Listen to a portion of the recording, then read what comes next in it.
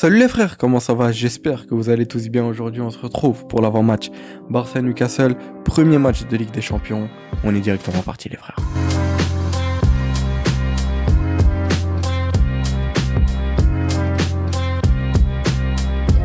Et oui, premier match de Ligue des Champions, va falloir bien démarrer. J'en ai un peu parlé hier dans le débrief du match face à Valence. Voilà, match très important pour bien commencer cette compétition. C'est la deuxième année sous le nouveau format de la Ligue des Champions. L'année passée, ça s'était quand même bien passé cette phase de qualification. Si je dis pas de bêtises, on perd 0 match, on finit deuxième. Liverpool était premier, mais je crois qu'on était ex-aequo au niveau des points. Donc voilà, faudrait essayer de refaire la même chose, ne perdre aucun match, bien débuter. Voilà, on sait que l'année passée, on a eu une saga d'LDC qui a été folle, honnêtement.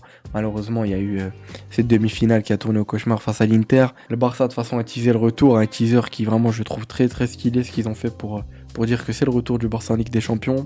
Je sais pas vous, ce que vous en pensez. Je pense que vous avez très certainement dû le voir. Mais voilà, premier match, grande première. On sait qu'on a un Barça en forme. Après, bien sûr, on bat un Valence faible, selon certains, etc. Mais bon, faut pas oublier que dans le contenu, c'était très très bien ce que le Barça a fait. Et si on continue à jouer de cette manière-là, on peut vraiment faire une très très grosse saison comme l'année passée, voire mieux, encore plus. De toute façon, on le sait très bien. Flick a dit que les joueurs et lui-même veulent faire encore mieux que la saison passée. On sait que le but ultime, c'est cette fameuse Ligue des Champions. Pour commencer, on affronte Newcastle chez eux à St. James Park. Voilà, petit accent anglais, les frères. Chez eux, on sait qu'il y a une grosse ambiance. On sait qu'aussi Newcastle, ces derniers temps, c'est devenu quand même une assez grande équipe. Elle s'est renforcée. Elle s'est pas mal renforcée. Et ils ont aussi eu la perte d'Alexander Isak. Je pense que vous avez très certainement dû suivre cette fameuse saga autour d'Isak. Moi, à un moment donné, j'y comprenais rien jusqu'à ce que je le vois, qui signe à Liverpool. Enfin bref. Ce que j'ai compris, c'est que lui voulait quitter, mais le club ne voulait pas le laisser. Enfin bref, en tout cas, je pense qu'Isaac et Newcastle doivent être en froid, ils s'entendent même plus. Je sais même pas comment il a fait pour. Je sais même pas comment ils l'ont laissé partir. De leur côté, ils ont recruté le géant là qui jouait à Offenheim avant. Enfin, le géant. En tout cas, il est très grand. Waltemed, je sais pas comment on dit Waltemed. Ils ont aussi pas mal de très grands joueurs, hein, que ce soit leur défenseur central Daniel Byrne. Ils ont aussi Shark qui est pas mal. Autre défenseur central. Donc voilà, ils ont des joueurs au niveau aérien qui est pas mal. Sachant que nous, c'est l'une de nos faiblesses, entre guillemets. On n'a pas des défenseurs centrales qui sont énormément grands. C'est pour ça qu'il y a eu la news qui est sortie que Flick penserait à aligner Christensen et Araujo titulaires pour essayer de contrer ça. Parce que Waltemed, déjà, je crois qu'il fait près de 2 mètres. Daniel Byrne, leur défenseur central, il fait 2 mètres 1. Enfin voilà, c'est très grand. C'est qu'ils ont beaucoup de qualité dans le milieu. Joe Linton, Tonali, Guimarães. Ils ont recruté aussi Elanga, si je dis pas de bêtises. Je crois qu'il est arrivé cet été lui aussi. Donc voilà, ça sent même leur gardien Pop qui est vraiment pas mal. Trippier, c'est connu. Livramento aussi, très bon latéral. Ils ont aussi Barnes, ancien joueur de Leicester à l'époque, pour ceux qui s'en souviennent. Donc voilà, il va falloir faire très attention à cette équipe de Newcastle. Ils sont actuellement 10e au classement, Première Ligue. Ils ont 5 points, Liverpool est première avec 12 points, voilà Liverpool qui enchaîne les victoires. Mais voilà, ils ont commencé assez mal comme je vous l'ai dit, ils ont fait 2 matchs nuls, une défaite face à Liverpool 3-2. Et ils ont gagné récemment leur dernier match face à Wolverhampton, donc voilà, ce qui leur fait 5 points, ils sont 10e.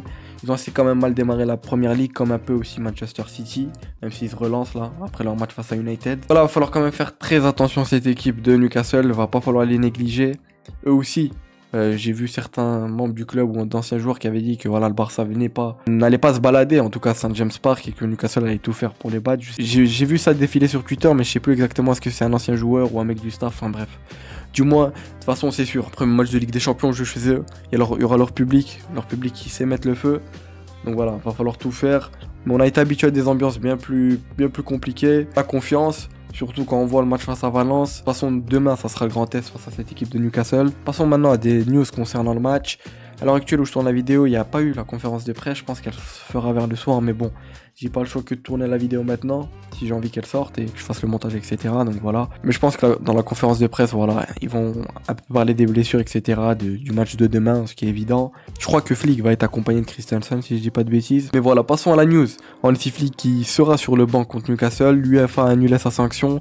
Pour ceux qui le savaient pas, et même moi, je l'ai appris bien après le match face à l'Inter, mais il avait été sanctionné, Flick, suite à voilà, ce qu'il reprochait à l'arbitrage, etc. Je crois que le Barça s'était même pris une amende. Mais bon, l'UEFA a annulé la sanction, même si après on va le voir sur Footmob. Il est toujours mis que Hansi Flick est suspendu. Mais des dernières news qui sont sorties, l'UEFA a enlevé sa sanction. Voilà, ça fait plaisir, au moins il sera sur le banc. Enfin, du moins, je l'espère. Comme j'en ai parlé tout à l'heure, Hansi Flick pourrait se tourner vers la titularisation de Ronald Araujo et Christensen pour faire face à cette menace aérienne. On le rappelle, Nick Woltemade qui fait 1m98, Dan Burn 2m1, Fabien Schär 1m87 et Joe Linton 1m86. C'est surtout Woltemade et Dan Burn qui sont vraiment gigantesques. Mais bon, on verra bien, de toute façon, on va en parler de la compo après, comme d'habitude les frères. On a aussi eu pas mal de petites infos par rapport à qui devrait commencer. Lewandowski et Araujo devraient commencer contre Newcastle demain. On parlera de ça aussi dans ma compo du moins. C'est vrai que demain, les choix que Flick aura à faire sont, j'ai pas envie de dire compliqués, mais bon, faudra faire les bons choix de qui titulariser, etc. Sachant qu'on sait que Yamal est toujours absent. Le Barça ne veut prendre aucun risque avec Yamal et ils ont bien raison. Ils veulent pas qu'il y ait de trucs de rechute, sachant que sa blessure était connue depuis un moment et bon, le sélectionneur l'a quand même fait jouer. Cette histoire avec l'Espagne où le sélectionneur le fait jouer alors qu'il est blessé. Voilà, là, Lamine Yamal, je pense qu'ils ont bien raison, le Barça, de le laisser. Ils veulent surtout qu'Yamal soit à 100% contre le PSG, comme tout le monde, j'ai envie de dire. La petite news qui concerne pas spécialement le match, mais le Barça qui est en train de discuter avec Spotify pour prolonger son contrat d'encore 4 ans. Ça parlerait de 65 millions par saison. Voilà, le Barça qui souhaiterait renouveler, Spotify pareil. Enfin, c'est plus Spotify qui a proposé ça au Barça si je dis pas de bêtises. Parce qu'on sait que je crois que c'est la dernière année ou l'année prochaine qui est la dernière sous Spotify. Pour l'instant, en vrai, ça s'est bien passé. Je trouve que le sponsor est assez BG. Au début, quand ça parlait de Spotify, je vous cache pas que je me posais des questions, est-ce que ça allait rendre stylé sur le maillot. Honnêtement, je trouve ça stylé. On aura connu pire comme sponsor. Et aussi, grosse news, on a le retour de Frenkie de Jong, qui a été lui aussi convoqué dans le groupe. Ça m'étonnerait qu'il débute titulaire ou qu'il joue demain. Tout dépend de l'état, est-ce qu'il s'est bien remis. En tout cas, il s'était entraîné avec l'effectif, on avait pu voir pas mal d'images de lui à l'entraînement. Donc voilà, ça fait plaisir, lui qui est de retour. Mais on garde quand même l'absence de Baldé, Lamine Yamal, Gavi, Ter Stegen, etc. Comme d'habitude, de toute façon, on va voir ça après. Donc voilà, au niveau de la liste aussi des convoqués, on a du classique, honnêtement, il y a juste De Jong qui s'est rajouté. Et quand je vois le milieu, honnêtement, la qualité qu'on a au milieu, c'est vraiment magnifique. Pedri, Fermin, Casado, Olmo, De Jong, Bernal, vraiment. On a vraiment des profils tous qui se ressemblent pas trop. Je sais pas si vous voyez ce que je veux dire. Et même une qualité qui, voilà, tu lis ça fait plaisir. Au niveau de la défense, voilà.